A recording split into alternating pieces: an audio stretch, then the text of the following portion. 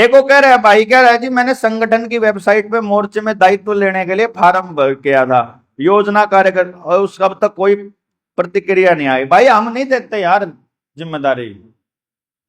यार कितनी बार कह लिया, सुनते ही नहीं। इतनी ट्रेनिंग कर ली, हर ट्रेनिंग में एक बात कह दी, हम जिम्मेदारी नहीं देते किसी को, आपको जिम्मेदारी खुद लेनी पड़ेगी। अब मान लो आप ऐसे व्यक्ति हो जिसको खुद समझ में नहीं आ रहा कि क्या जिम्मेदारी है, तो बस आके खड़े हो जाओ। अरे काम करना है, इस काम में मान लो ये ट्रेनिंग, भैया अपन ना कैथल में ट्रेनिंग करांगे, ये जानकारी ग्रुप में आ गई, तो जाके खड़े हो गए, ले भाई मीटिंग है, मीटिंग में खड़े हो गए। अब मीटिंग में बात हुई, अपने विचार रख दिए, कोई आपका विचार माने ना माने वो अलग कहानी है, लेकिन पता चला कि फाइनल ये हो गया कि मीटिंग रखांगे, एक जगह टोवांगे, उसमें इन चीजों का इंतजाम करना पड़ेगा, इतने लोग बैठेंगे, ये चीजें आएंगी।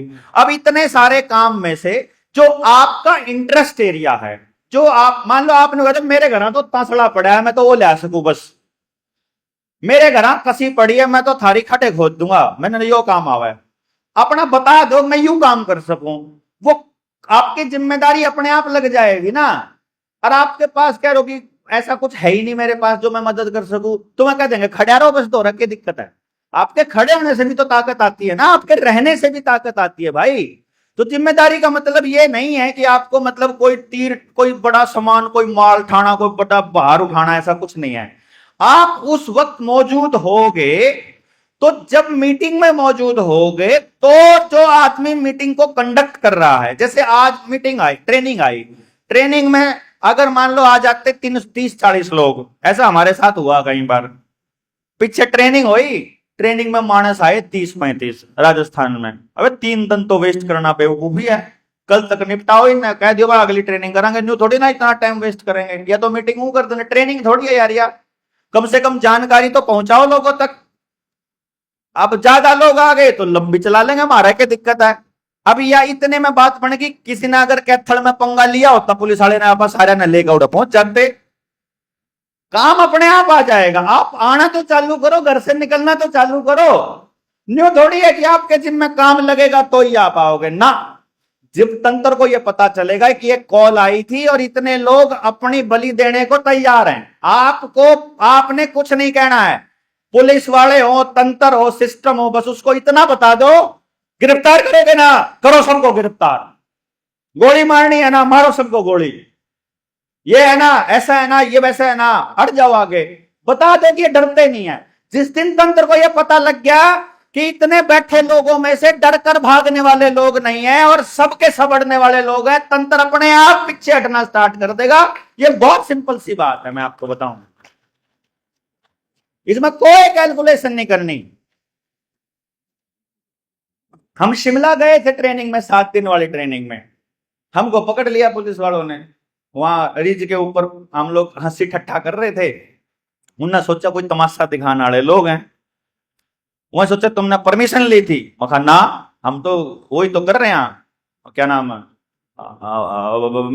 ऐसे जैसे मैं अभी यहाँ अटक जाता हूँ, मगर ट्रिक दिखा रहे, ट्रिक, क्या ट्रिक दिखा रहे, माँ यू बेचारा ट्रिक दिखाओ था, एंटरटेनमेंट करे था, ये नहीं कर सकते आप।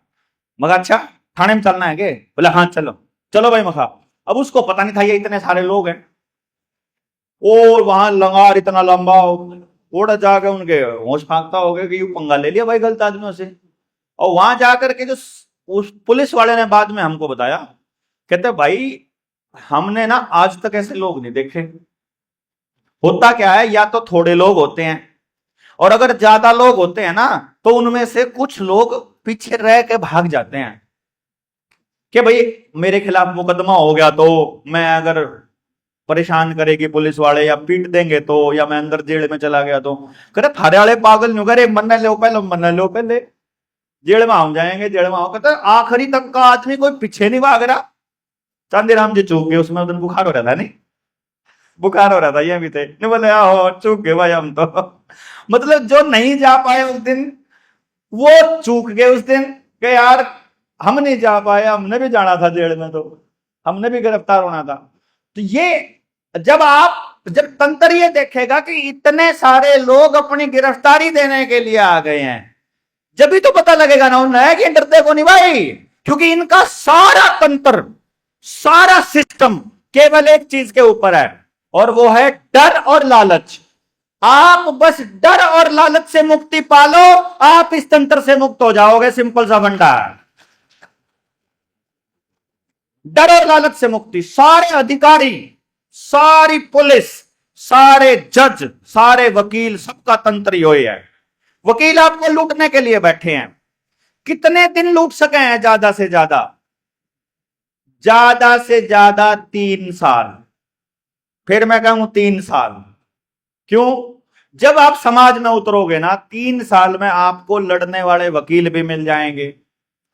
और जब 6 महीने तक वकीलों के यहां चक्कर काटोगे, हम तो आपकी मदद करें नहीं, आप जाओगे खुद कोर्ट में, वकीलों से बात करोगे, पता चलेगा वकील कैसे कैसे हैं, पता लगेगा किस तरह की इजरा करते हैं। काम तो कुछ होता नहीं, खाम खाई के पीछे ले लें। जब पता चलेगा न्याय से कुछ लेना देना नहीं, ये तो खाम खाई हरासमेंट करते हैं। फिर आप सारे जने आपस में पीछे मिला के भी, अगर आप 5 जने में तो एक जने का बालक जिसका 12वीं पास कर रहा है या फिर BA पास कर रहा है, उसके ना वकालत की डिग्री का फार्म भर देंगे, ले तो 3 साल में वकालत वकील हो जाएगा। वकालत की 13 को वकालतनामा लावांगे, इतना हम सीख लेंगे सारी की सारी। हम सारा समझ, सारे नॉलेज इकट्ठे कर लेंगे। 3 साल लगेंगे, वकील तैयार। 100 तो वकील तैयार कर देंगे मोर्चे में, जिले वाइज। क्या दिक्कत है? मानस तो इकट्ठे करो तुम, इतने वकील तैयार कर देंगे। इसी यात्रा में कोई ना कोई पुलिस वाला भी आपकी बात समझने वाला मिल जाएगा। जब हम पुलिस वालों की बात करते हैं तो सारे पुलिस वाले ऐसे नहीं है, एक आधा खानदानी भी फंस रहा होड़ा है। उस खानदानी ने जब पता चलेगा कि अच्छे लोग समाज में आके आके लड़ने लगे हैं, वो भी छोड़ा होगा नौकरी ने। 6000 नर्स और डॉक्टर, जब ये कोरोना का वैक्सीनेशन चालू हुआ, यूरोप के अंदर 6000 नर्स और डॉक्टरों ने सामूहिक इस्तीफा दिया था, जो बोल रहे थे कि हम तुम्हारे इस खेल के अंदर शामिल नहीं होंगे, क्योंकि इसका लोगों के ऊपर जो असर होगा हमको पता है। यानी कि जब नॉलेज हो जाएगा पुलिस वालों को भी कि तुमको भी लूटा जा रहा है इस रुपए के खेल से, वो भी छोड़ देंगे सरकार का साथ देना, मंत्रालयों का साथ देना। गृह मंत्रालय को छोड़ आएंगे, इस्तीफा दे आएंगे, सरकार के साथ हो जाएंगे।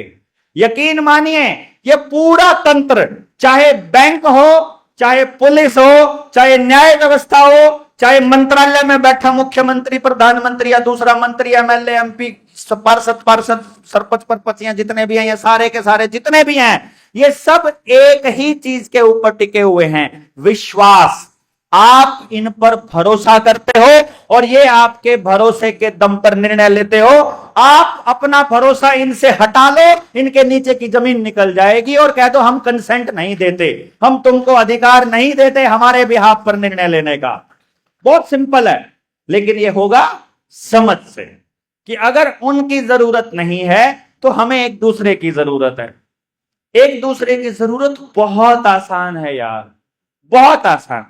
गांव का एक छोटा सा आंकड़ा मैंने आपको बताया। गांव में मैं जब गया, अपने गांव में फफड़ाना में, तो मेरे गांव में लगभग 1800 से 2000 के बीच घर हैं। तो मैंने ये कहा कि चलो 1500 घर मान लेते हैं, कम मान लेते हैं। और जब गांव का आंकड़े इकट्ठे करे हमने, आंकड़ा क्या निकल के आया? 44 करोड़ रुपया सिर्फ बीमे की किस्त जारी है मेरे गांव से साल की। कितनी 44 करोड़। मैंने जितनी भी मीटिंग करी मोहल्ला वाइज, हर मीटिंग में उनसे यह पूछा कि तुम ये बताओ गांव में कितने लोग एक्सीडेंटल डेथ से मरे हैं, क्योंकि बीमे की जो राशि मिलती है वो एक्सीडेंटल डेथ से मिलती है।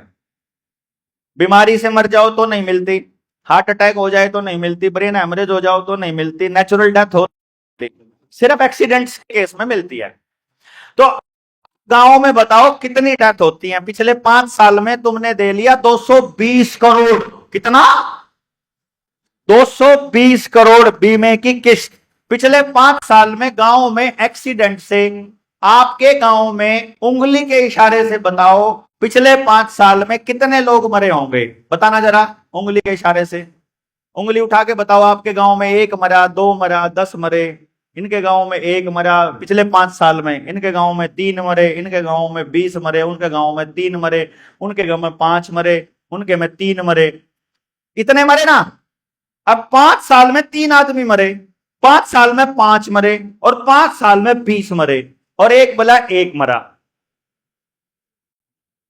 अब इनका गांव भी 220 करोड़ रुपए पूछ चुका है, एक आदमी को मिला बीमा सिर्फ। उनके में 20 मिला तो उनमें 20 को मिला एक्सीडेंटल। आप 20 मान लेते हैं, 20 मरते को नहीं वैसे 5 साल में एक्सीडेंट है, पूरा ही परिवार मरा हो तो बात नहीं आ रही है। 5 मरे मान लो, ठीक है। अच्छा, अब मैंने गांव वालों से जब बात करी, मैंने कहा एक बात बताओ, अगर ऐसा कर लें तो? गांव वाले बोले मैं तो कर लूं, गांव तो नहीं मानता। तुम बताओ अपनी, मैं कर लूंगा। तुम बताओ, मैं कर लूंगा। जिससे पूछा वो तैयार था। हमने क्या आइडिया दिया? आइडिया देखना, आइडिया ये है, और आप सब लोगों को भी कह रहा हूं मैं ये आइडिया, अगर आप लोगों को ठीक लगे तो। मोर्चे में समय समय पर जरूरत पड़ती है पैसों की, पड़ती है ना। अपने घर में गुल्लक लगा लो, एक्सीडेंटल डेथ का गुल्लक, बड़े कार्यक्रम का गुल्लक, रेगुलर दान का गुल्लक अपने घर में लगा लो, ठीक है। अब आपको क्या करना है, जितनी आपकी कमाई है महीने में उसका 10% उस गुल्लक में डालना है। उन गुल्लक में कितना डालना है वो आपकी मर्जी, वो 10% 3-4 जगह बांट दो, ठीक है। मैंने गांव वालों को बोला महीने का 1000 रुपया अपने घर के गुल्लक में रखो। तुम्हारे हिस्से का पूरा गांव इकट्ठा कर रहा है। मान लेते हैं एक्सीडेंट से छोड़ो, हार्ट अटैक से हो जाए या किसी भी चीज से हो जाए, पूरे गांव में साल में कितनी मौत होती है टोटल? कितनी होती होंगी जी चांदीराम जी? 10 से ज्यादा मौत नहीं होती गांव में। आजकल थोड़ा सा ज्यादा हो, केमिकल शरीर में डला, वैक्सीन डला, उसकी वजह से कांकड़े उधर उधर हो रहे हैं, वो अलग बात है। और आप तो 50 भी मान लेंगे, मतलब 30 भी मान लेंगे, जिन भी टोटा नहीं है साल में। हमने सिर्फ इतना कहा है कि एक बार अपने गांव में साल में होने वाली डेथ का अंदाजा लगा लो। कमाने वाले आदमी की बोल रहा हूं मैं, बुढ़ापे की नहीं। जो बूढ़े हो गए मरे वो नहीं, जो पैसा नहीं कमा, जो मेहनत, जैसे आप दुकान है आपकी, आप नौकरी करते हो, कोई बिजनेस करते हो, बाहर घूमते हो, आप जो घर में पैसा कमाने वाले आदमी की बात कर रहा हूं। तो कमाने वाला आदमी की नाम का वो 1000 रुपया आपने अपने घर में जमा, अपने घर में जमा किया, और गांव में जब भी कोई कमाने वाला व्यक्ति एक्सपायर हो जाए तो उसकी 13वीं पे हर बंदा अपने गुल्लक से 1000 रुपए वहां डाल ले आएगा। अगर 1500 घर है तो कितना हो गया है? 15 लाख रुपया हो गया। आपको बीमा कराने की जरूरत है 10 लाख का, 5 लाख का। आपको किसी को कमेटी बना के देने की जरूरत नहीं, और आप पूरे गांव का आपस में कनेक्शन हो गया, पूरे गांव को पता चल गया। बंदा जेल में चला जाएगा तो भी काम चलेगा, तो भी गांव संभाल लेगा। बंदा मर जाएगा तो भी संभालेगा। तो हर व्यक्ति गांव के लिए लड़ना चालू कर सकता है ना, फिर तो कोई दिक्कत नहीं ना। आपके बच्चों को अगर गांव संभाल ले तो क्या टेंशन है? गांव में एक व्यक्ति भी ऐसा नहीं था जो कहता हो कि तुम गलत कह रहे हो। 44 करोड़ रुपया एक झटके में मैंने गांव में रोक दिया, अगर गांव इस बात को मान जाएगा तो। लेकिन ये मानने में अगर 1 साल लगेगा, मैं 1 साल इंतजार करूंगा ना। मैं 1 साल काम करूंगा, 1 साल बात करूंगा, 1 साल चर्चा करूंगा, जब तक जिस जिसका डाउट है वो डाउट क्लियर करूंगा। वो क्लियर करने का सब्र वो चाहिए अपने, उस लेवल तक जाने का सब्र चाहिए। अगर आप कोई काम गलत नहीं कर रहे हो तो फिर रुकना क्यों है, ये तो बताओ ना। भाई जाना चंडीगढ़ है मान लो मुझे, और मैं कह दूं चंडीगढ़ का रास्ता तो खराब है, तो मैं दिल्ली थोड़ी चला जाऊंगा यार। रास्ता खराब है तो घूम के चला जाऊंगा, रास्ता ठीक होने का इंतजार कर लूंगा। स्लो चल लूंगा, खेतों में से चला जाऊंगा, पर जाना चंडीगढ़ है तो चंडीगढ़ की तरफ ही तो जाना पड़ेगा ना यार। मैं ये कह रहा हूं गांव वालों से कि जो सही है वो करो ना। आज नहीं हो रहा तो बात बात कर लो। आज 10 आदमी नहीं मान रहे तो 2 मान रहे तो 2 पे कर लो। आज एक मान रहा है तो एक से कर लो, लेकिन बात तो सही की करो ना। अगर सही को सभी लोग नहीं मान रहे हैं तो सभी लोगों से पूछो ना क्यों नहीं मान रहे। और फिर जब चर्चा करने लगोगे तो इतना दिल खोल के करना पड़ेगा कि अगर मेरे परिवार के किसी पुरखे से आपके परिवार के किसी पुरखे की लड़ाई थी या झगड़ा था या कोई गलती हो गई थी किसी से, तो वह माफ करनी पड़ेगी। क्यों भाई, समझे ना? भाई मेरे पूर्वजों ने जो आज की सत्ता है वो सत्ता किस नरोन लग रही है? हिंदू मुसलमान का जब वो झगड़ा करवाते हैं तो क्या कहते हैं? भाई मुगलों ने ऐसा किया था। अरे भाई इनके बाप दादाओं ने करा था। अब इनसे ये पूछ लो तुम शांति से रहना चाहते हो कि नहीं रहना चाहते? रहना चाहते हो तो तुम बताओ तुम्हारी कौन सी चीजें हैं जो हमको माननी पड़ेगी। एक व्यक्ति अपनी पूजा अर्चना का ये तरीका अपनाना चाहता है, उसमें से जो हमको ठीक लगता है कि इसमें समाज का कोई नुकसान नहीं, अपना पूजा अर्चना करे जैसे उसका मन करे, और जैसे मैं करना चाहता हूं वैसे मैं कर लूं, जिससे किसी को भी आपत्ति ना होती हो। बैठ कर चर्चा कर लेंगे ना, क्या दिक्कत है?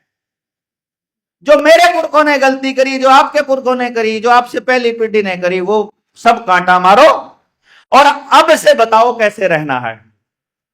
हो नहीं सकता क्या? गांव में तो हो ही सकता है, गांव में हो जाएगा तो देश में ही हो जाएगा। समझे ना?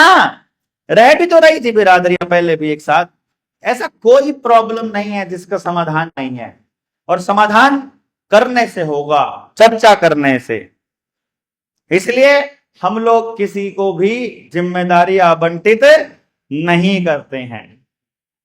आपको आना होगा।